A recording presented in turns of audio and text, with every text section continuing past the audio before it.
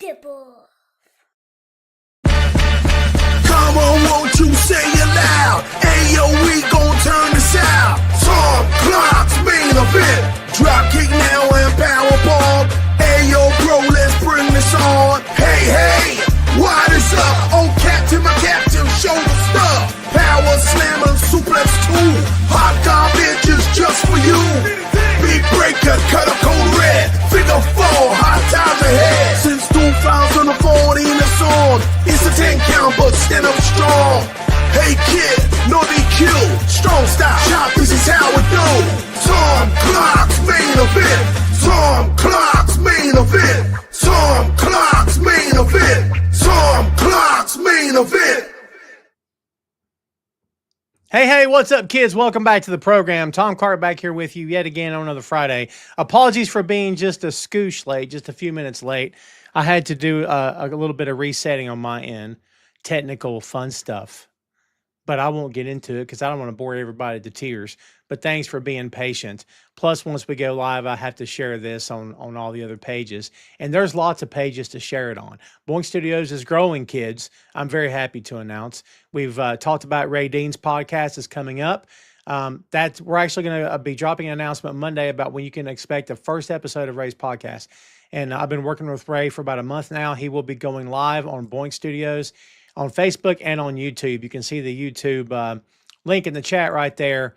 So if you have not subscribed to Boing Studios, kids, you're missing out. I'm telling you, lots of fun stuff on there, content dating all the way back to 2014.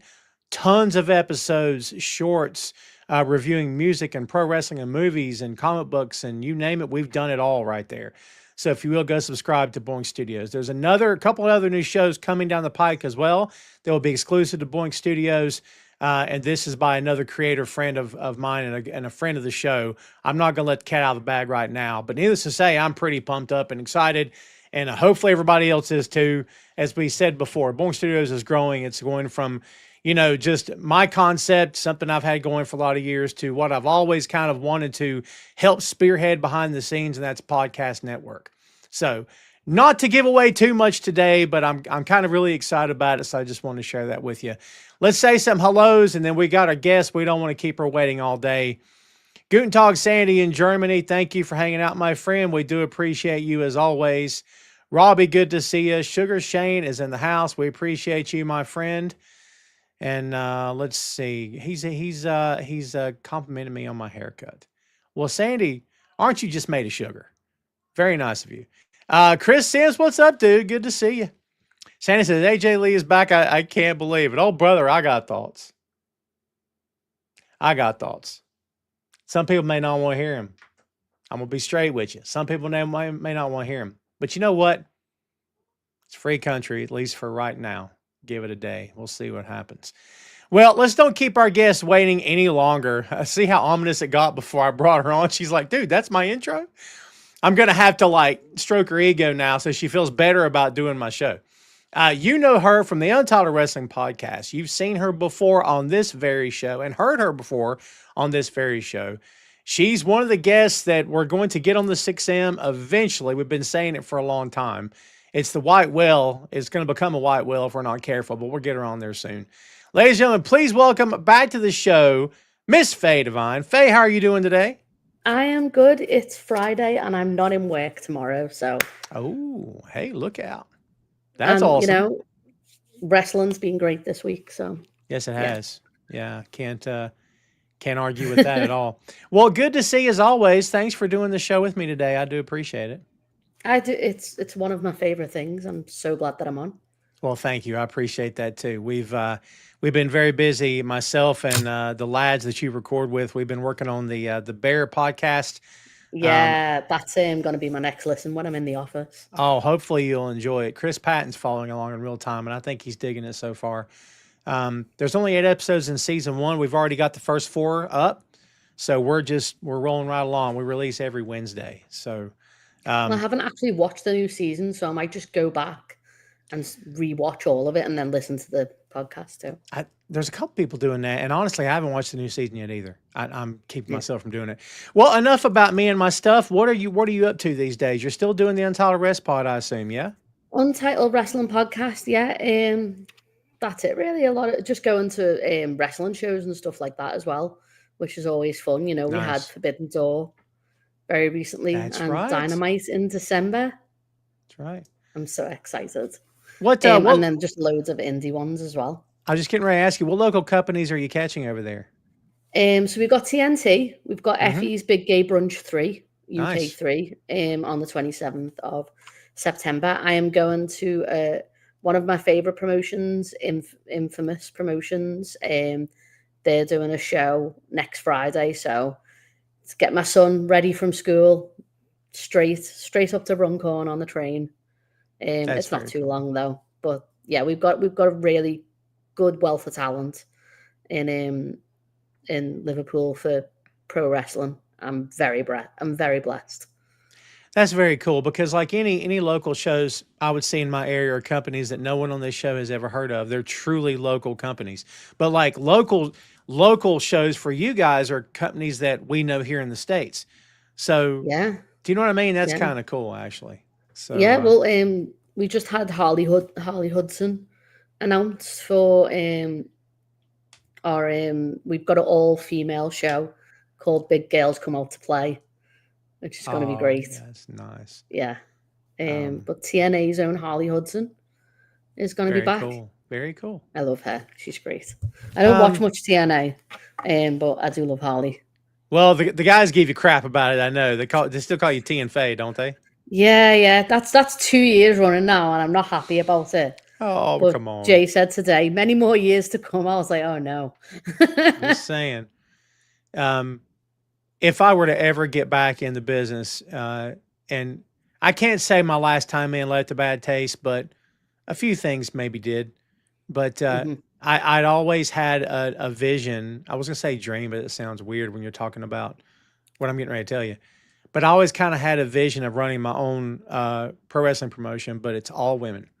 I mean, I'm talking all women, even refs, even ring announcers, even commentators. Ooh. And I think it'd be cool. I don't mean it to sound a certain kind of way, but I always tend to get along better. And I just feel like I got more amped for the ladies matches. And I got the opportunity to produce some ladies matches over the past several years and just loved it. And they're so easy to work with. And I just think there's, to this day, Faye, I feel like there's like an untapped market for women's wrestling, depending on what part of the world you're in, you know?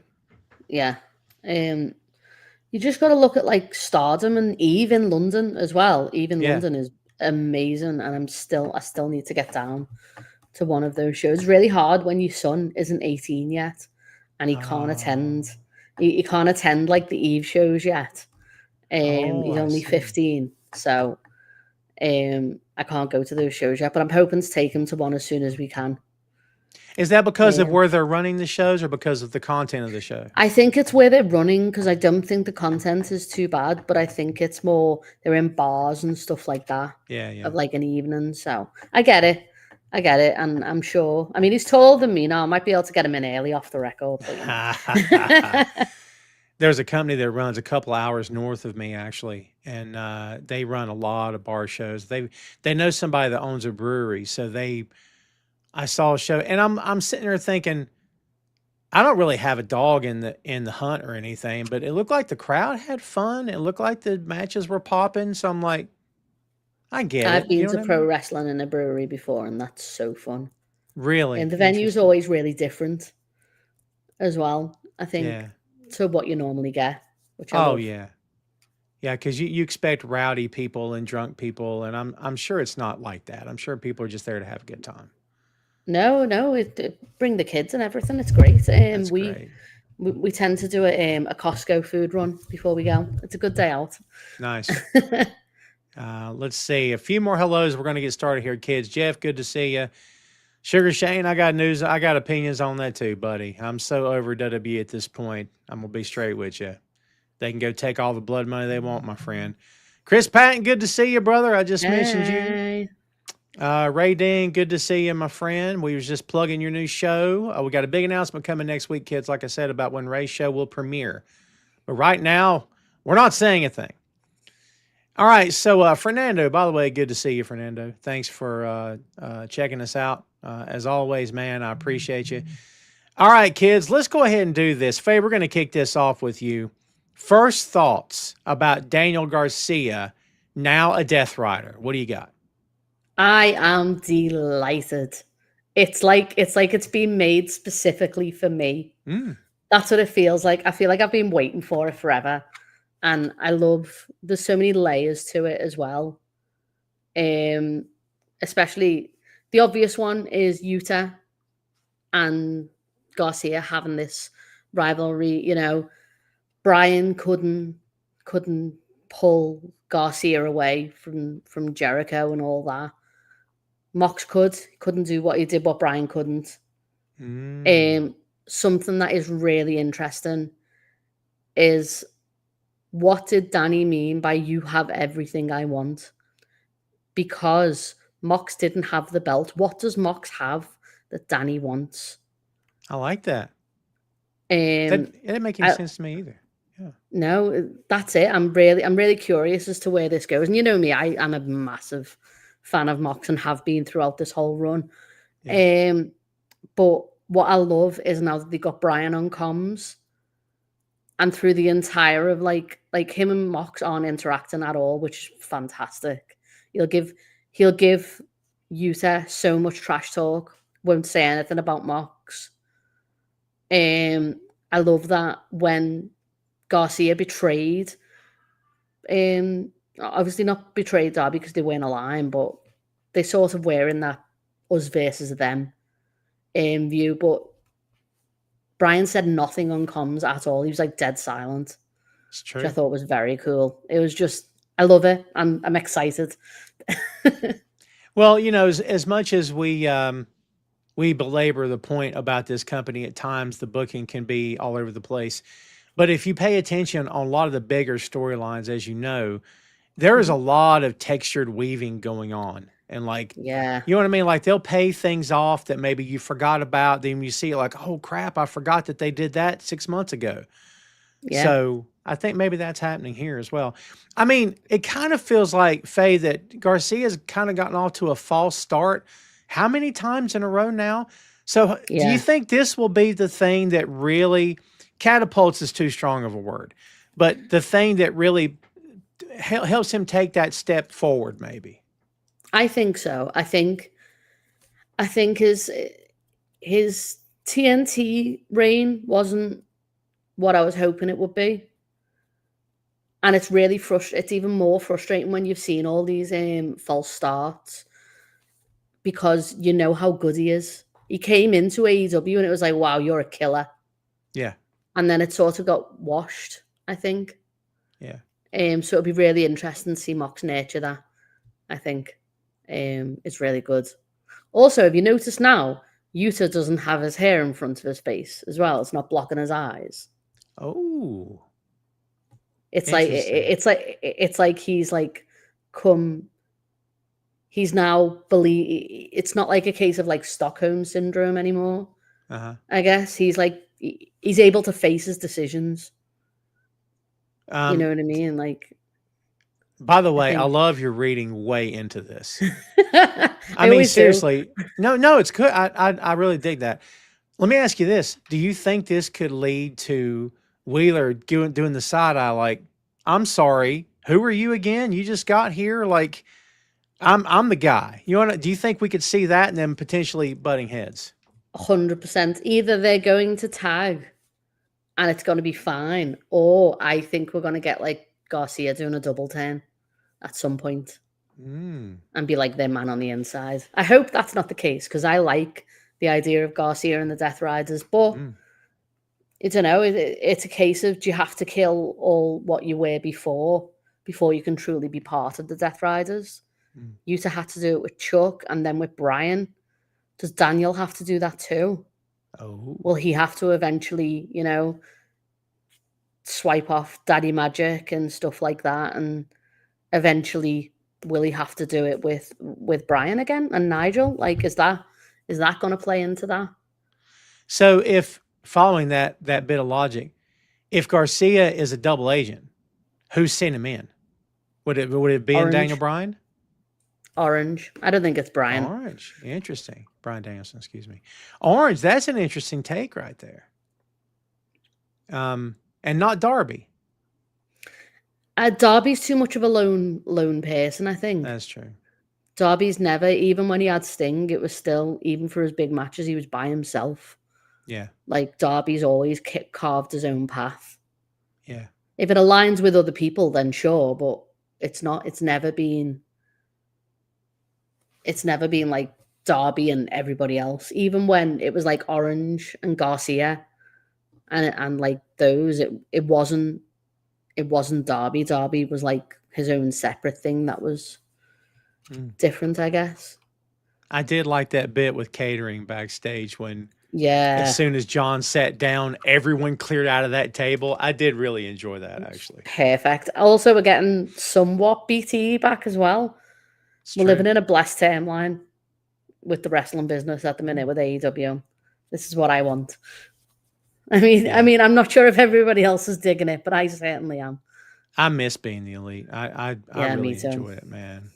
I you know what, Faye, I think it is when they turn heel. I just think the dynamic of all that changes when the two main guys are heel. I mean, it could still work, but like now they're no longer fun. They're supposed to be vicious and vile, and they are. So like, if the Bucks were to turn face again, I think maybe then you could do it. You know what I mean? Maybe that's me reading at the too much minute. into it. I think you can't do being the elite properly and like that dynamic if the Bucks and Kenny are on separate sides. That's true too.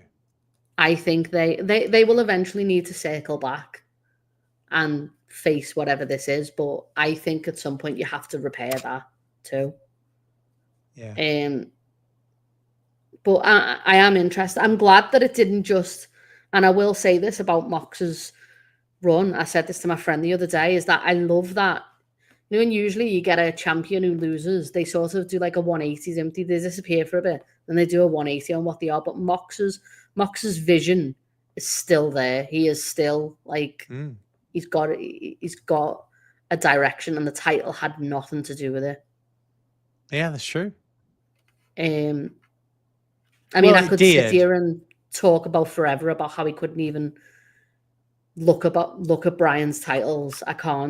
I will go on about it for hours, and I did. Everybody had to sit there and listen to me talk about it. But it did involve the belt for John, but it wasn't the most important aspect. To your point, it wasn't his defining characteristic. It was just like, I have this. Yeah. And it's that thing, isn't it, where he sat down, he's like, nothing's changed. Does he mean that nothing's changed, no one's changed, or does he mean that our plan hasn't changed? Yeah. Like, stick to what we're doing. Yeah, for sure. He's got full conviction in himself still, which is great. He's done what he said. He's got Garcia. He's absolutely achieving what he set out to do. Yeah. I'm not distracted, but I'm the Tony and Sky Blues match is starting up. I think they should work every week in a hardcore match. I think that would be they're so good, aren't they? That'd be wonderful. That match was amazing. Also, how great has this residency been? I love it. This crowd's so good as well. Yeah, they're so good. Yeah. And you know, I'm sure things have progressed over the years, but once upon a time, if you were in front of that crowd, it was like they make you or break you. If they boo you, you're not coming back from that. But like they pop when they're supposed to pop, and they're doing the thing. And I love how, I mean, Tony came out and did the Sandman stuff. Wonderful. I love the Utah chants as well in his hometown. Right. Oh, so funny. Wonderful. Fernando says he saw the turn coming, but felt flat. I think it would have meant more Faye had there been no tease, but they've teased it for 2 weeks. Yeah. And, you know, maybe if there had been no tease. It shouldn't have been Darby. I think maybe it should have been someone a bit more personable. But also, I love the fact that Danny couldn't hit Darby's face on the chair straight away. Yeah. And he had to be told to do it, and he had to do it a second time. I love Fantastic. Yeah. Fernando says, I don't think this is going to help Garcia at all. He is way too bland. He needs to work on his personality. Fernando, this will be it. This will be how he works on his personality. Because when you got a guy like Mox in your ear, and I'm not saying Mox was the coach, but he is a veteran. Garcia, I'm sure, along this new path is going to say, what do you think about this? What do you think about that? John's going to tell him, John, by all accounts, Faye, behind the scenes, is a professional, is a great dude, and everybody loves him, and he's always there to help. So, like, I think Garcia is I think this will benefit him greatly, honestly. I think it'll be fantastic. Yeah. What's up, Maria? Good to see you. Please don't bring back the stupid dance. The dance never went anywhere, Maria. It never left. He was still doing it. I don't think he's going to do it now.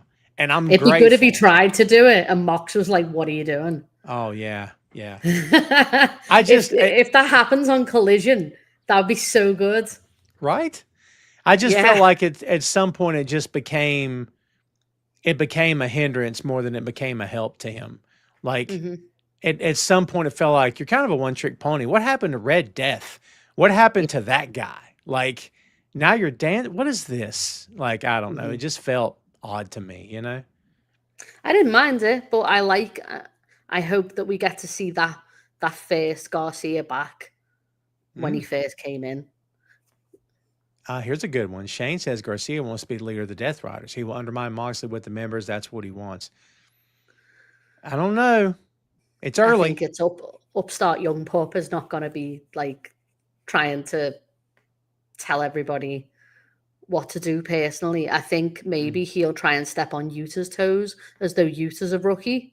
Yeah. And and like we said, he'd be like, "No, what are you doing? I was here. You didn't accept this, right? When we gave it to you last time." Yeah. Yeah. I don't see any division at this point, and maybe it will come to pass that they'll do that. But I think, look, you just put him in it, just let him be in it. Let's see how far this goes. Give it a chance, right? Yeah, give it a chance. Ray, my son's doing well, man. Hope you're doing well. Ray says hello. Hi, Ray. Yeah, well, again, we had to kick the show off with this. Real quick before we wrap up and go to the next thing, what about Stat? I mean, Wheeler keeps talking to her. I mean, is it time to add another woman to the stable as well? What do you think? Yeah, I think it's really interesting to see that person that was obviously literally always beating Utah down, as well in the best friends. Again, it's those nuances, those little callbacks, fantastic. Harley is going to be a sacrificial lamb, and it's going to break my heart because I love her so much. I love Harley. God. Oh, she's brilliant, isn't she? She's great, man. And like,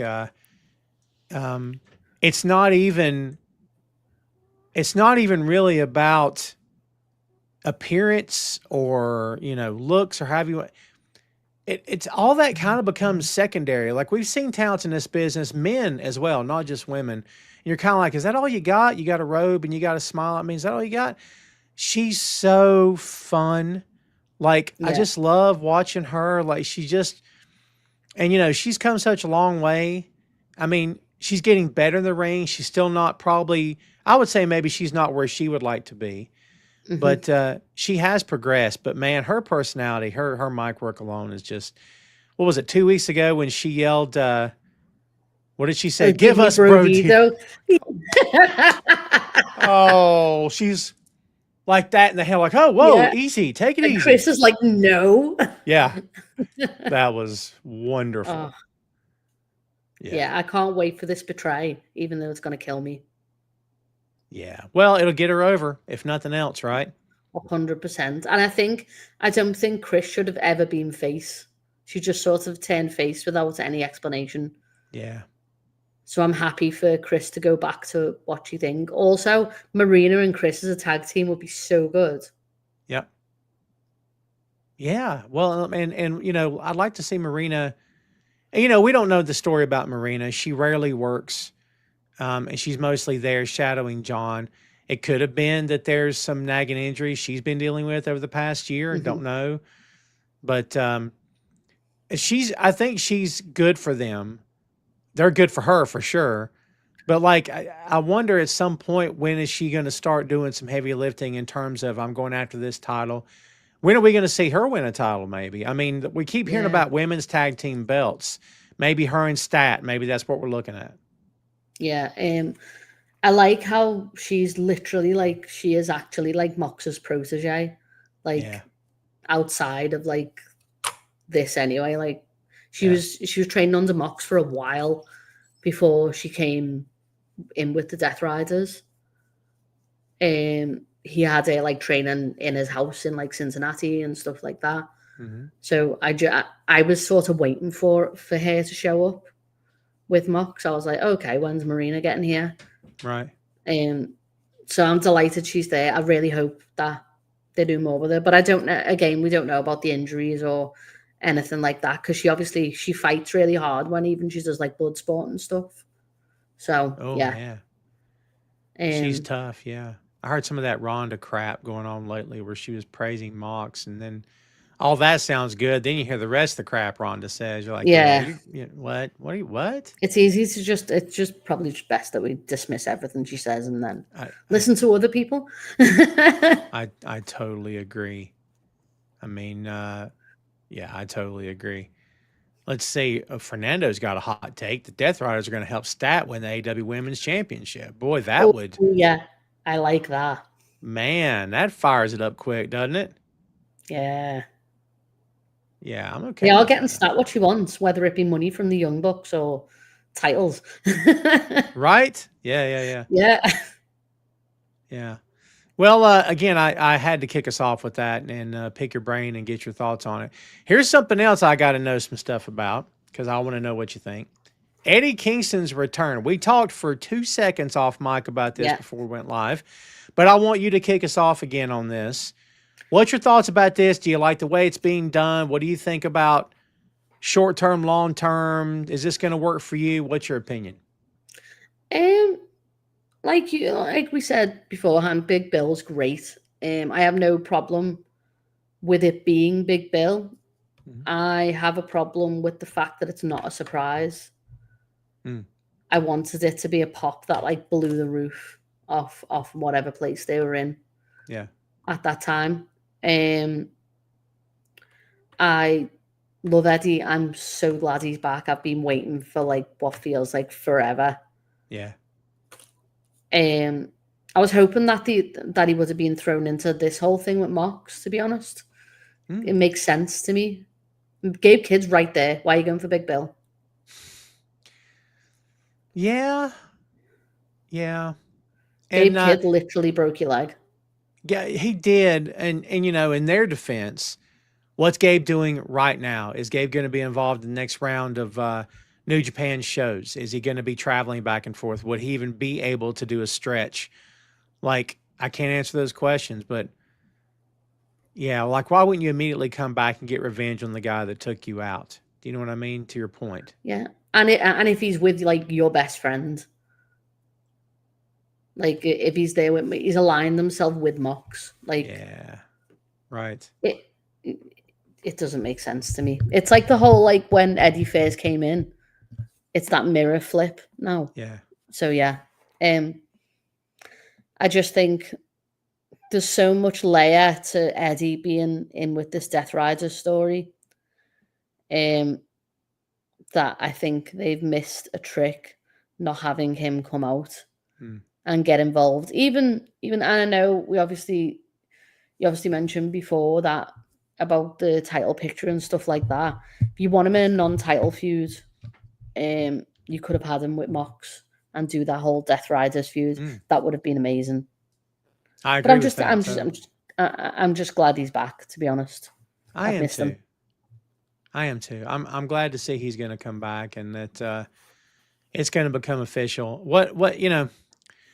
Okay, so what I didn't tell you as we did this before we went live was, you know, everybody and their brother, meaning everybody here, you and your guys, like everywhere, throw a rock and you'll hit a fan that's like, Eddie Kingston should have took down Mox for the title. I don't know about that, but he should have put up your fist, dude. Let's do this.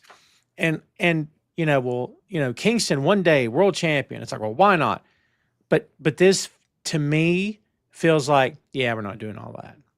Like, and again, I like Bill a lot, and it's nothing against Bill. And they could pivot Faye in 2 weeks and say, nope, I'm gonna go kill John, and I'm gonna kill Gabe, then I'm gonna kill Paige. I don't know.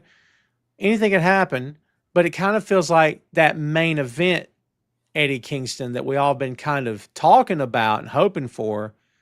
He's there, and we're way over to the right of him. Like, we're not going to get there. Am I wrong? Do you think we'll ever get there or no?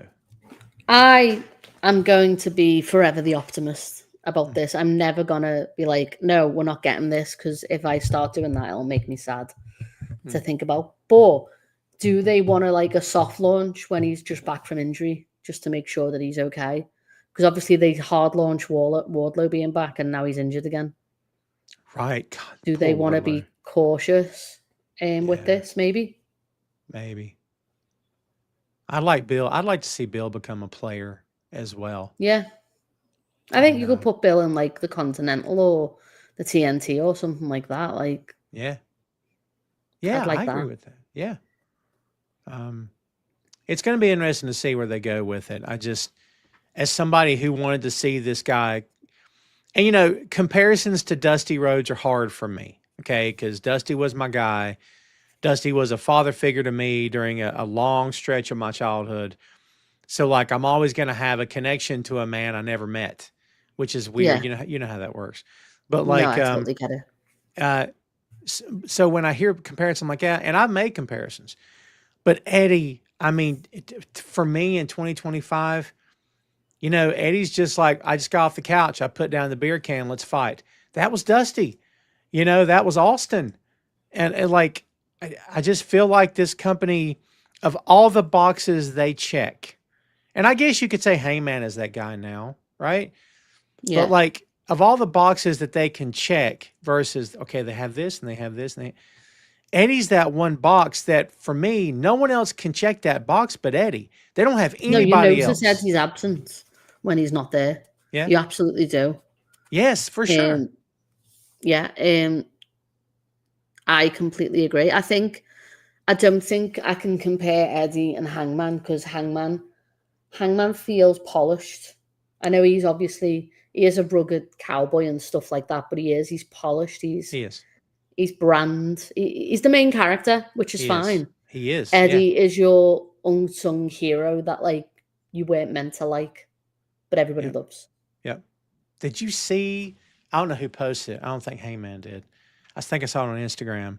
It's him and I think Kenny and maybe Will or somebody backstage in the locker room, and they're clowning for the camera. It's a very quick video. Oh no! I'm gonna have to watch that now. If you find it, please send it to me. Oh yeah. Well, I'm old school in some of my thought processes, so I'll keep that. But when I saw it, because, you know, we've seen Adam Page do this for a year. Mm-hmm. Like, that brow hasn't moved. Do you know what I mean? That brow's been pointing south for a year. Even after he turned face and beat Mox, we still get that, I'm going to kill everybody in here, Hangman. And I love that guy. Well, you've got to look at it. Forbidden Door, he hit MJF with the clipboard, and then he didn't show up at the press conference because he couldn't face his actions. Even though he still won with a buckshot, he still hit MJF. He wasn't. Yeah. But yeah. Man, you really do dissect this. I love that. Yeah, because I can do some of that. I've done some of that. And usually if I'm talking to non-wrestling people, they're like, would you please stop talking now? Because they don't care. But that's like me with Matt Jackson's shoes, though. When AEW first started, Matt Jackson used to lose a shoe, and I'd sound like an insane person. But I'd be like, Matt Jackson's lost his shoe. He's going to win this match. And my friend's like, are you okay? And I'm like, my God. You're like, it's a pattern. I know he is. This is what's going to happen. Well, to the point I was making about that video, when he gets on camera, he's hey, and he's looking so sweet. He's looking like a normal dude. And again, old school guy. But for a half second, I thought, I didn't need to see that. I need to see Hangman as the eternally ticked off, but he's doing it the right thing. I don't need to see that happen. Happy smiling Hangman ever again. So when you Oh no, I need that. no, I don't need that. I'm done with it. But you know why? You know why, Faye? Because they turned on him. Because after a while, that crowd said, I'm getting a little tired of this happy cowboy nonsense. I don't care about this dude. And when he won that belt, the crowd's like, he's the champ. All right. You know what I mean? But when he won it this time, it was, we're tearing the roof off the joint. Yeah. So when you described him as a brand and the main character, I'm like, I instantly know what you mean. You didn't have to explain a thing. That I know exactly what you mean. Yeah. Yeah. He's a character. He absolutely is. He is the. And there's nothing wrong with that, by the way. No, of course not. Like even with AEW, even when he doesn't have the belt, a lot of the stories are like his Hangman's journey, and I love that. Like he's one of my favorites anyway, so I'm always gonna be biased. But I just love seeing everything about it. And even when someone who hasn't watched AEW is like, what about like this and stuff like that? I'm like, right, so we're gonna have to talk about all his failures in New Japan to where he's been now. Right. Yeah. That's a good point. Yeah. Yeah. CRP's got a good one here. I was hoping Kingston would come back, lurking in the shadows, taking people out with a pipe before being revealed. Probably, I'm okay with that too, actually. Yeah. Being mad at the world, you know? Robbie, I will disagree with you on this. I will massively disagree with that. AEW does do big build-up storylines. Do they do them for every single feud on the card? No. But do they do them for the top tier? Yeah. I mean, could they do better? Sure. Absolutely. But I think they have gotten better, Faye, at doing that, actually. I think for me as well, a lot of them, they're not instant storylines. It's not over like 4 weeks, some of them. It weaves in and out, which I like as well, is that you can go back to it. Like the MJF Hangman thing is eternal. Like it is. Like the Wheeler Yuta Garcia thing, they're gonna fight forever. It's fine that it's not all the time. It can't be all the time. I'm okay with that because then things just get recycled all the time and it's the same story. I'm okay with it being thingy, but AEW absolutely does do big storylines. You've just seen Hangman do that over like 2 years. Mox and Hangman, that was building up even further than the Swerve Hangman. You've even got to look at Jamie Hayter. She's come back. Tony, the Mariah Tony thing, that was a big storyline. That's true. Yeah, so, I forgot about that. Will respectfully disagree with that. Chris also says Eddie comparison felt more Sandman than Dusty. I'll take that. Better promo, but underground swell. Lovey Gets felt more like that to me. I think that's great. Shane says Eddie is the Mick Foley of AEW. In as much as he's loved and he's a personable guy and he takes it very seriously and he takes himself seriously in terms of what he does, I'll agree with that. I don't know if... I don't hate that comparison. I don't want to shoot holes in it. Do you know what I mean? Yeah, I agree. I think I prefer the Sandman one was really good. I'd still think I prefer the Dusty one over them, but I don't think Eddie would see himself as an American wrestler anyway. If you were to compare him to the greats, like he's Japanese all the way, isn't he? Like old Japan, King's Road. That's Eddie. 100%. Yeah. Robbie says it doesn't get proper respect he deserves. Sugar Shane says Jerry King Lawless had a stroke. I did not hear about that. Man, wow, all the best to him. I welcome differing opinions here, Maria. Maria says Eddie is overrated. I mean, you can have your opinion. Is what I'm gonna say. To that. I at any given time have been hard on him. Because to me, and this is going to kind of contradict everything I just said, but to me, when he first got there, I'm like 6 months into it. I'm like, you still haven't hit the gym? Come on, man. Like it's one thing to look a certain way in TNA and to carry yourself a certain way, but when you get to national television week in and week out, and you start touring the world like he wasn't already, but I mean, this is primetime TV on a major network. And like, no, you don't have to look like Lex Luger. I'm not saying that. But at the same time, it's like, yeah, this kind of feels like man, this is going to be harsh. It kind of feels like you're not, how serious are you? But then, I will disagree with that though. In his I do interviews, now he for does sure. talk about- yeah. Yeah. Yeah. Well, what happened, Faye, was I try to keep an open mind. I'm not perfect at any of this, but I try to keep my opinions flexible where I can change them later and let them evolve as things evolve. After Things grow, that's fine. Right. As a bit of time passed, I'm like, you know what? I'm going to sit here and get upset about the guy not looking like John Cena. What? That, first of all, I wasn't trying to do that anyway, but like that crowd's telling Tony Khan, we want Eddie. We love this guy. Everything he does is awesome. We actually like it when he screws up his promo because it makes us love him even more because we know he's human and he didn't have to memorize anything. You know, like, so now I don't have that opinion. I think as well, I like the fact that not everybody in AEW is this stereotypical image of a wrestler. Yeah. I love that about AEW. Not everybody is like super duper jacked and like scarily massive. And you do have guys like that, and that's fine. Sure. And you have guys who fit that like the WWE mold of like big guy, and then you have like your other people. You have like your Brody Kings and stuff like that who aren't necessarily like that type of big either. And then you've got people like Darby who look like they will just snap if like the wind blows too hard. Yeah. Darby and Orange and even Jungle Boy for a time. Like, I think it's great. You even look at Rio. Rio is like the daintiest flower, and she's great.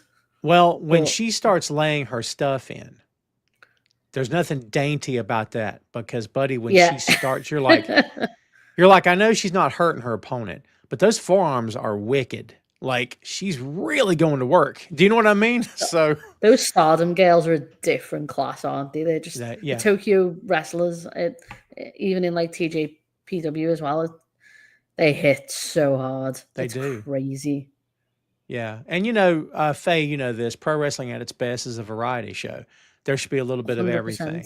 You know, if everybody looked like John Cena, that's going to get boring. If everybody looked like Darby, that's going to get boring. I mean, you want to be able to switch it up and have, here's a comedy act. Here's a guy that never smiles. Here's women who have fun. Here's women who are dead serious. Here's super heavyweights. Here's featherweights. Here's everything in between. Yeah. Here's puppets. Here's puppets. Yes, totally agree. Well, kids, we're in the home stretch with this one today. We've been going for 46 minutes now. I don't have any ads to run. Doesn't feel like we've been going for 46 minutes at all. This one's flew. I know, right? Let me tell you that we did we ran down Forbidden Door. It was me and Big Tasty, and we went 2.5 hours. And he's apologizing. Like, oh man, I'm like, who are you apologizing to? We were talking our heads off the whole time, man. Oh, that was so good. Also, shout out to the at Forbidden Door. We got free sensory bags from Culture City. Nice. With all sensory stuff in, and I thought that was so cool. My son's got ASD and ADHD, so it really helped him enjoy the show better and focus. So what was in the bag? So like ear defenders, fidget toys, which he needs a lot anyway, and like glare glasses, like to stop the light like getting in your eyes too much. Very cool, all free, and you could take it home afterwards. That is so awesome. Yeah, I've never been to a show in my life that did that over here. Well, the AEW shows do it at like most of their shows. You go and get a free bag. Oh, now to be fair, I haven't been to see AEW in a long time. Yeah, I think it was something that Brandy Rhodes originally like really championed in. That's good. So it was nice to see that. But yeah, I just thought that's something that I really liked about the show. Yeah, that we could go and get that. That's pretty cool. Forbidden Door was great. Oh, I'm sure. I really enjoyed watching it, and. Yeah, I'd like to get out to a big event. It's been a while since I've seen anything live, but yeah, I really enjoyed that show. But also go and support your local indie show. For sure. Yep. Yeah. I always say it with the caveat of as long as they're doing it right. Do you know what I mean? Yeah. If it's 6 matches of guys mutilating each other with light tubes, I have a differing opinion on that than some fans do, Faye, because my opinion at the end of that show is how much you get paid tonight. So you bled like death matches. Like you bled to death for $20 and a handshake. That to me is not wrestling. That is not even the content. It's like that's all you got paid for that, and now you're going to the ER. It's not worth it. You know what I mean? I understand that. I think it's a lot different over here in the sense that the healthcare is free. That's fair. So the healthcare is free, so you can go to the ER and you won't end up with a bill anyway. Yeah. We have medics and stuff like that. I mean, I know they do over in America as well, but with the deathmatch stuff, because I've been to a lot of deathmatch, because TNT runs a lot of deathmatch tournaments and stuff like that. I don't go and see them often because they become very samey. And being desensitized to deathmatches makes me enjoy hardcore wrestling on the TV less, because I'm like, oh, I've just seen this like last week. Like I've seen worse. It's like when we went to the first All Out when Mox got all those skewers in his head. Oh wow! Loads of people around us were like, and we were just like, yeah, seen worse than that. Like 2 weeks ago, like it was just so like we were just like shrug. Sure, I guess. That was a sight to behold. Well, kids, we're going to start taking it home here in a few minutes, but before we open the floor, I thought I'd hit on a couple more stories. Faye, I think I kind of know where you are on WWE right now, but I want to throw this out to you anyway to get your opinion. What's your take on this WrestleMania 43 going to Saudi Arabia in 2 years? What do you think about this? I think it's ridiculous. I think it's ridiculous that they're even doing shows in Saudi to begin with. They shouldn't be doing it. I don't watch WWE at all. I don't consume the product in any. I pay for a Netflix subscription, but I don't watch WWE at all. I don't agree with everything that they're doing at the minute with the Saudi and the Brock Lesnar of it all and everything. I feel like they've had so many opportunities to like not be that company, and they're being exactly what like you hope they're not.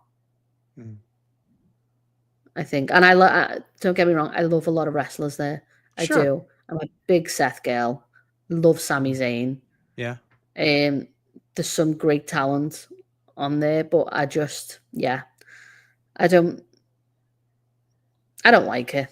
I'm trying to be as like nice and as drawn in as possible about this. I get it. It's not for me. I'm not great about it. And it just, I think the more of these little things that happen, the less and less like, the less I'm surprised and the more I'm sad about it. Yeah. Yeah. It's a shame. I mean, I agree with you, by the way. I just feel like they sold out a long time ago. And, you know, someone on this show a month ago or so mentioned the fans over there. I'm like, it's not about the fans. It's never been about the fans. It's about that country's government, what they're guilty of, what they've done in the past, what they, I mean, you know, but we just sweep that under the rug. How women are treated. You know, how Faye, you watch any of those shows, and I can't remember which one it was, but instead of chairs, it was like couches and leather, and you know what I mean?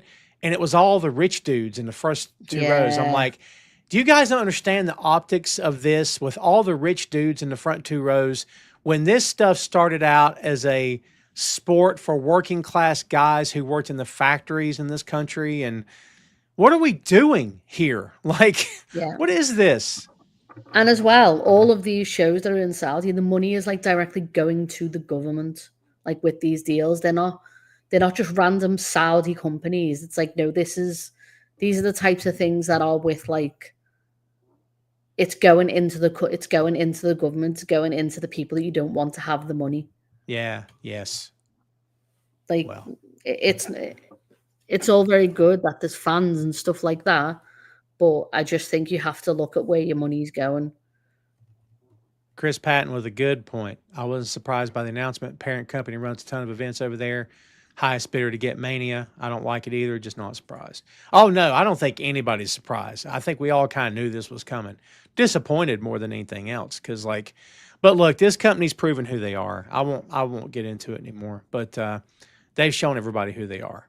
So They would have. I think WWE would have done Mania in Saudi eventually before TKO bought them. They were doing events in Saudi before. It's not a TKO thing. This is a WWE thing. I agree with that as well. Yeah, I think we sense. Would have got it eventually over there. Let's take it back to AEW with something maybe not as groundbreaking or big, I should say. What's your thoughts on this Stevie Richards stuff? If you've paid attention to what he was saying on his podcast about Kyle Fletcher, I mean, you have a take on this? So I haven't watched it, but I have. There's been a lot of discussion about it in the Discord.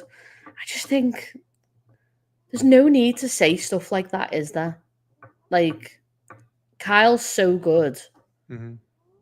And there's people, obviously you do have those podcasters who, obviously, I don't know if Stephen Richards is one of them, but who are paid to favorably just like absolutely trash AEW. I don't agree with the fact that like they're saying that stuff about Kyle Fletcher, because he's absolutely, the amount that he's come on since joining AEW, his singles run's been immaculate.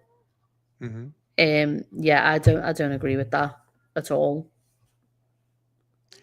Yeah, the comments were, he said he views Fletcher as someone who has potential but needs more seasoning and someone to teach him how to work, particularly in terms of psychology. He believes Fletcher needs harder coaching, and he could see Fletcher end up in WWE NXT. He looks like an eventual NXT superstar, he said.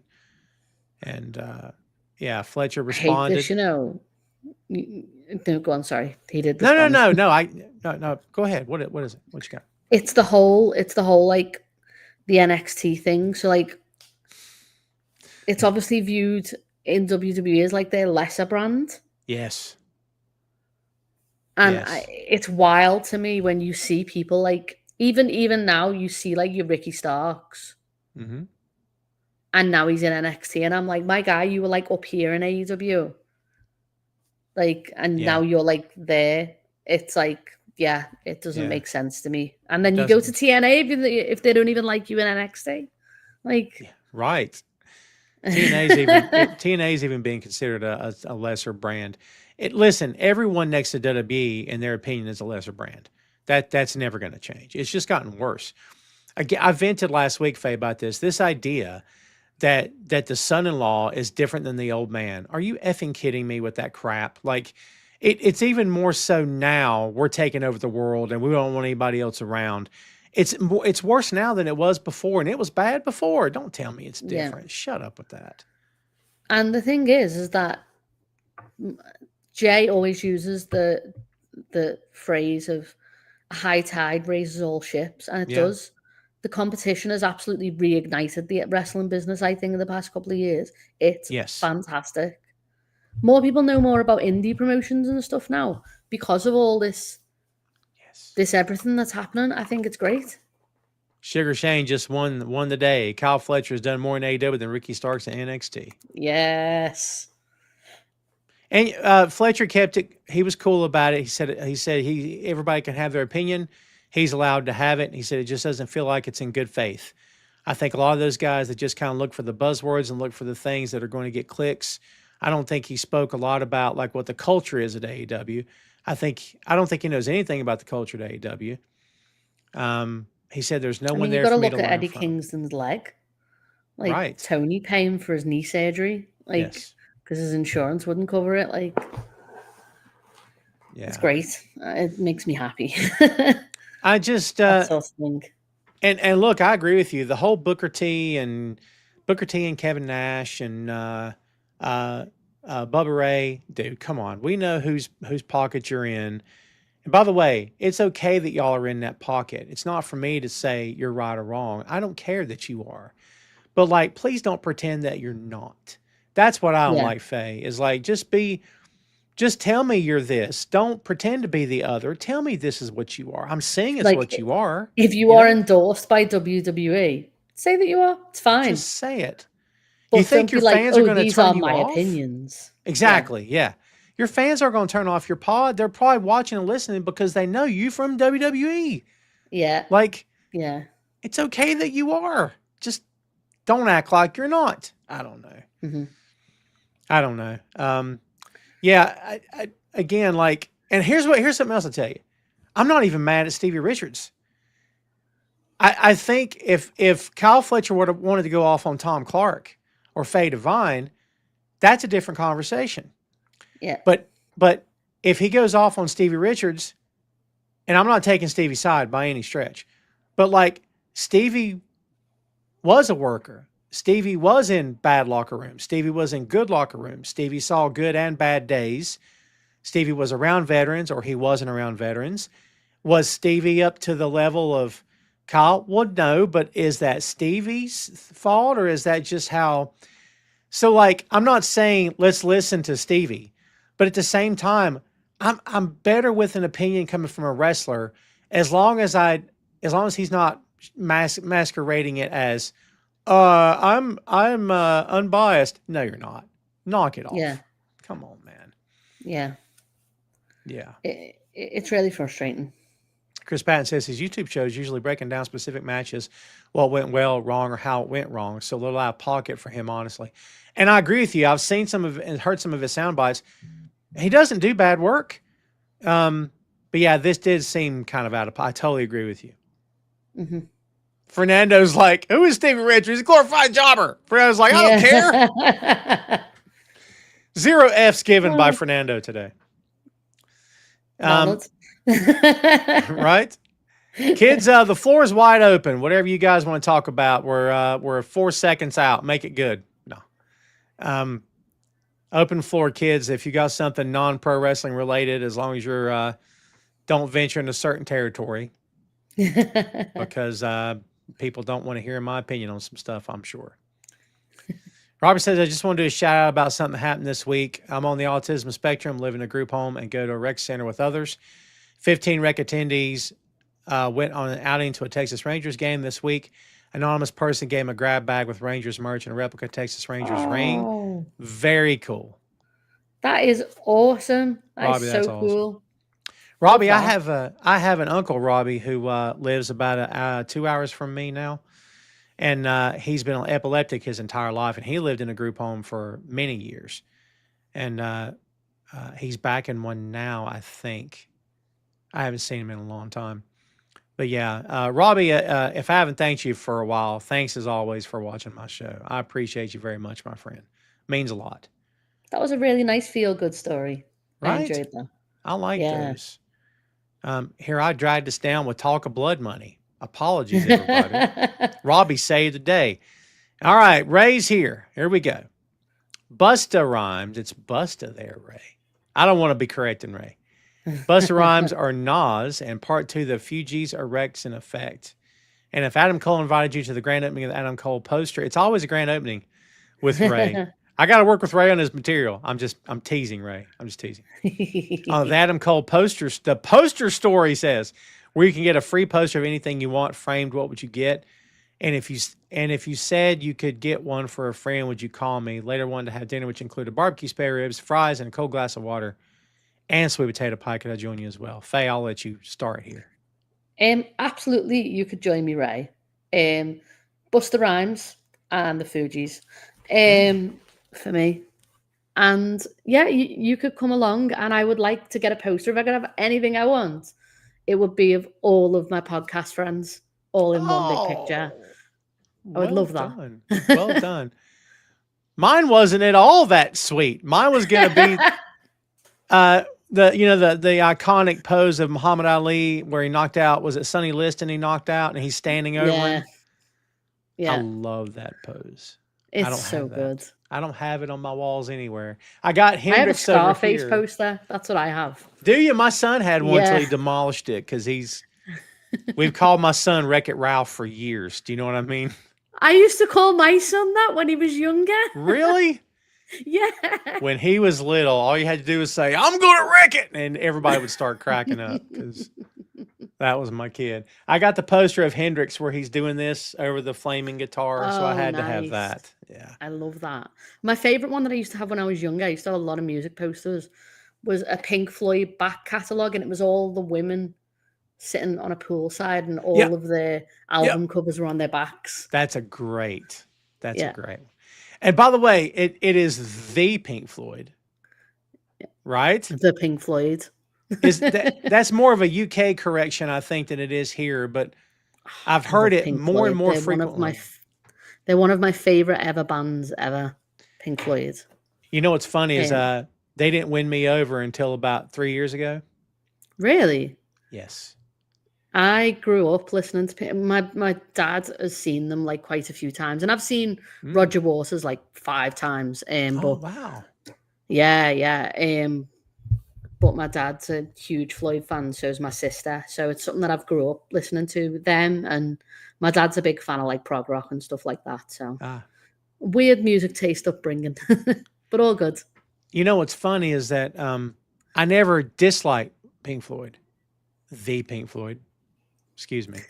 I never disliked the Pink Floyd, but I was also like, I got mad respect for him. It's not really for me. And then a few years ago, I'm not even sure what did it. I think it's when that doc came out, or I can't remember now. But I started listening to Dark Side of the Moon, and halfway through it, I'm like kicking myself, going, "Man, what?" Like, I don't know why it took me so long, but like then I was totally on board. We reviewed it on the 6M. Yeah. Like, yeah, it just now I'm totally on board. My best friend says the 16-minute guitar solos are unnecessary. That's why she doesn't like them. But I always like that sort of stuff. Yeah, to each his own, but yeah. Yeah. Ray, let me say, I never answered you, my friend. I'm sorry. I will say Busta Rhymes, and I think I'm agreeing with Faye on everything she said there. Fuji's are great. I did watch Peacemaker last night. I love this. Are you watching it, Faye? So I've never watched it. Oh, it's so good. I've seen the new Superman film very recently, though. I saw that last weekend and I absolutely adored it. It was Thank so you. good. So good. I love it. Brilliant. I saw Fantastic Four as well. Love that. I have think not the seen problem it was Superman was so good Yeah. that the Fantastic Four isn't. It's fantastic. It's really good, but Yeah. like Superman is just like So heavens above. you're saying it's fantastic, but it's not super. Yeah. I love that. I'm just saying. Fernando says Over the Top or Cobra. Thank you for the shameless plug, Fernando. By the way, kids, we have reviewed Over the Top in video and audio form, Chris Patton and myself, on the 6M podcast. It is on the YouTube, folks. Please go check it out. We had lots of fun. I'm going to tell you, Faye, it was more fun than I thought, and I knew it would be cool. But like 2/3 of the way through it, I'm like, I'm having the best time because I love when that happens. dude, the jokes were on point, and like it was very, very fun. Have you seen the new Naked Gun film?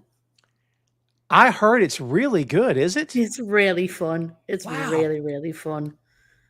Highly recommend go watch that for the ridiculous, funny jokes. I didn't know how I'd feel about him because he's He's not good.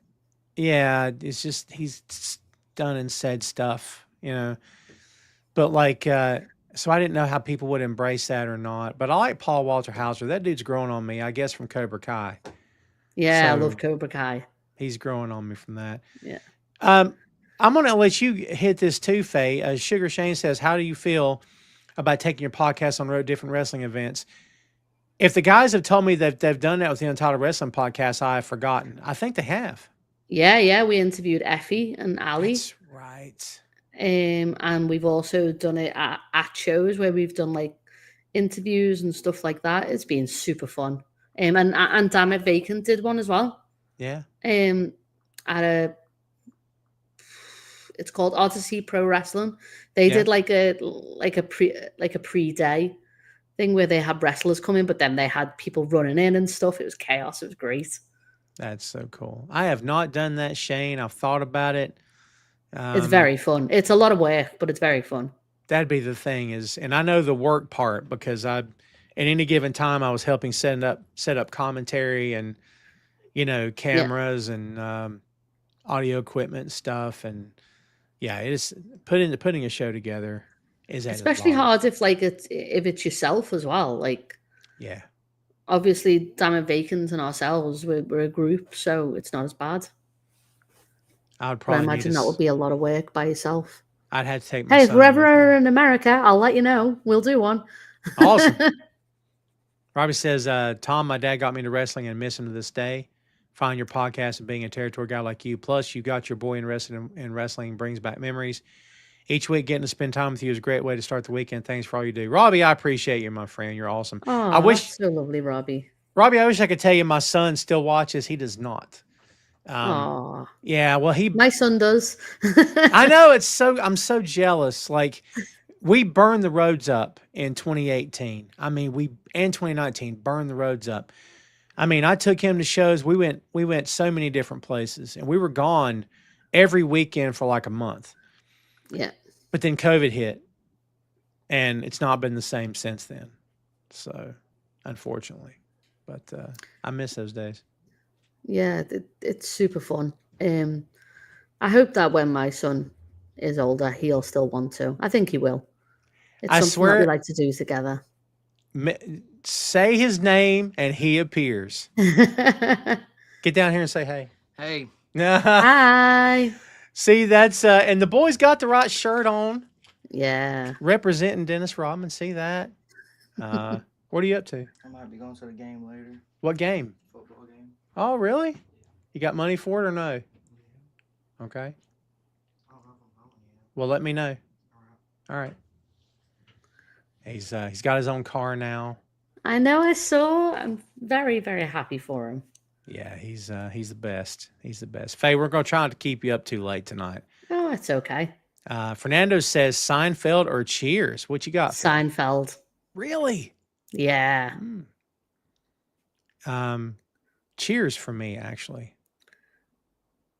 Yeah, Cheers for me. Fernando's got another good one. This is something big to end the show on. What are your thoughts on Paramount trying to buy? I got thoughts on this. I think this could be bad for the company we like to talk about.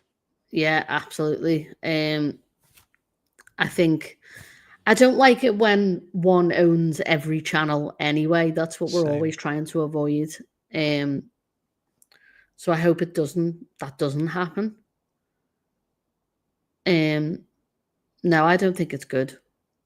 It sounds ridiculous, but I like the competition. I think if one person owns everything, then you're competing against yourself, and it's not really a competition, is it? It's just a monopoly. No, it's no one's pushing you to do better and to get better. No one's pushing you. Like, no one's challenging you. I don't want to go back. I'm gonna be honest with you. My stomach kind of turned as I'm sitting here thinking about it. I just don't want it to happen. Like, WWE never felt like my company because I wasn't raised on WWE. I was raised on Crockett. So Crockett NWA felt like my company. I mean, in these small towns in North Carolina, you could see Ric Flair versus Dusty Rhodes in a high school gym. And like those shows happen all the time in this state. And you felt connected. But like WWE never felt like my company. AEW does kind of feel like my company. Do you know what I mean? Yeah. Like, I love that feeling. I grew up on WWE, and I was the biggest fan when I was younger. And I stopped watching because I didn't like the product anymore when we got into like that, like, when we sort of like transitions out of like that DX era to like Cena and stuff like that. I stopped watching. I fell off massively when I was about 15, 16. Wow. And then I only got back into it when I kept my ear to the ground. I, was still checking out who won WrestleMania and stuff like that, but I didn't know much about a lot of it. My son got into it over COVID. And then we started watching WWE over COVID. And then my friend for the year was like, watch AEW. And I didn't for like a full year.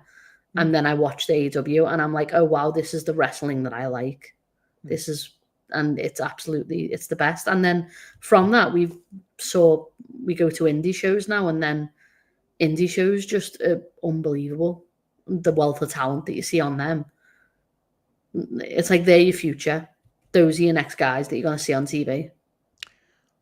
So I'll put you on the spot. Who's the one guy or gal right now that doesn't work for either any of the major companies that you see? Oh, so we've got quite a few in Liverpool. I love watching Luke Jacobs. He's unbelievable. Jay would have said that as well. That would have been his answer for sure. Luke Jacobs is great. Yeah. There's loads of people. There's even people that are like my favorite tag team on the indie scene at the minute is they're called Quintessential. They're a brother tag team. They're great. Oh. They're the best. Quintessential. Yeah. Patrick Quinlan, when he was 17, he had a match against Jordan Oliver in TNT, and it was unbelievable. It was so good. Lycos Gym, again, fantastic. They wrestle in Japan though, so it's not necessarily that they're not signed, because they're in like Noah and stuff sometimes. And one of them's in CCK with Chris Brooks. But there's quite a few. You get that like where you've got Driller in Japan, and you've got Leon Slater in TNA. Their other tag member is man like Darius, and obviously he's been on GCW a lot, but he's great. There's loads of people like that. They're go and see your indie show. I'll say this till I'm blue in the face. Go and watch your indie shows, people. I've always advocated for that. I think it's good because like kids, the men and women you're watching in that small town you live in, wherever you're at, they'll be on national TV in a year or two, perhaps. Yeah. And you can say, I knew them when I saw them when they were coming up. Yeah. Be there and support them, man. Support them. Well, Faye, I got to thank you again for coming on today. I appreciate it very much. I really enjoyed it. You're a joy to have on the show. Before we get out of here, tell the kids out there where they can find you on the internets. Yeah, I don't have Twitter. I only have Blue Sky Instagram. Smart. So I'm on Untitled Wrestling Podcast. We're on Twitter, Twitch, Discord, everything like that. I have a link tree. It's linktree/Faye Wild Wolf, and it has everybody's. It has all the podcast links. It has the link to Bunk Studios, has the link to Damn It Vacant. It has everybody's links in it. Well, it's a nice little central space. So yeah, it's good. Come listen to our podcast. Listen to Bear Mood. Listen to Two Nations Under Ted. For sure. I'm just going to let you end the show. That's pretty good. I can't do much better than that. Faye, thank you again, and I appreciate you very much. Yeah, really enjoyed it. Thank you so much for having me on. Definitely do something on the 6M soon, please. Yes, for sure. Yeah. Excellent. I'll pitch you some ideas. We'll see what we come up with. Awesome. Okay. All right, kids. There you go. There's Faye. Please, everybody, go give her a follow on the socials. And also, please go check out the Untitled Wrestling Podcast. We always advocate for that show here. On this podcast and other shows I do as well, as you guys know. As Faye just mentioned, we're doing Bear Mode, a podcast review of The Bear. We're halfway through season 1 right now, so please go check that out. We've reviewed all episodes of Ted Lasso so far. And that entire podcast, Two Nations Under Ted, a Ted Lasso podcast, also available on the Boink Studios YouTube, so please go check that out too. As you know, Tom Clark's Main Event, and thank you again, as always, for watching. Tom Clark's 6M Podcast, movies, music, Marvel, magazines, miniseries, and more. And we'd appreciate if you go check that out. We got audio and video versions of that as well. Coming this Monday, kids, a friendly reminder, we're going to announce when you can expect the first episode of Ray's Sports and Slams. So please stay tuned for that. You'll get all this handy-dandy information and content by just going to the YouTube. Look in the chat. I've dropped the link twice. If you'll go give us a follow, I'd appreciate it. And be sure to pay attention on the Facebook, on Instagram, and Threads this coming Monday, because you will find out. I already know, because I know, but I'm not going to tell you right now. So you're going to have to find out. You're all going to have to find out Monday. Okay. So that's all I got for you, kids. I appreciate you as always very much for coming on or for watching the show, putting it that way. Let me end with this. It's been a tough week in more ways than one. If you live in this country, you know what I'm getting at. I feel compelled to say this. It's my show. My name's on it, so I'm saying it. Violence is not the answer in any way, shape, or form. I said that every time a school gets shot up. I'm going to get emotional. Every time a school gets shot up, I say it. I say it when anyone gets hurt. Okay? Violence is never the answer. All right? Anybody looks at my stuff and listens to me and says I preach hate and violence has obviously never listened or watched my stuff and don't know me from Adam. Okay? Violence is not the answer. It gets us nowhere. And I don't care what country you live in. It's the truth. Like, we need a civilized discourse. Okay? That's what we need. And that's not always easy to do. All right? But violence gets you nowhere. Nothing was accomplished this week. Nothing. Nothing was accomplished. Nothing good came of that. Okay? Nothing good came of it. All right? I'm not going to sit here and glorify anybody because I got thoughts that I won't share because this is not the podcast to share them on. All right? But again, I tell you, violence will get you nowhere. And we need to get away from it. One little guy on one little show is not going to change the world, but I feel compelled to speak. I got a voice, I got a mic, I got headphones, I got people watching and listening. So I'm saying it right now. Violence gets us nowhere. All right? It's got to stop. It's got to stop or we're not going to make it. This experiment, the grand experiment that is this country is going to be over. I'm going to hush now. Thanks for watching a show about silly pro wrestling.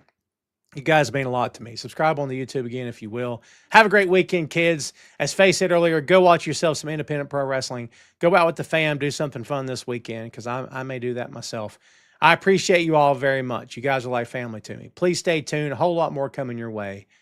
And again, we appreciate it. We'll see you a week from today, barring any unforeseen circumstances. Please keep your eyes open on the Facebook. That's all I got, kids. Thanks as always, and we'll see you next time.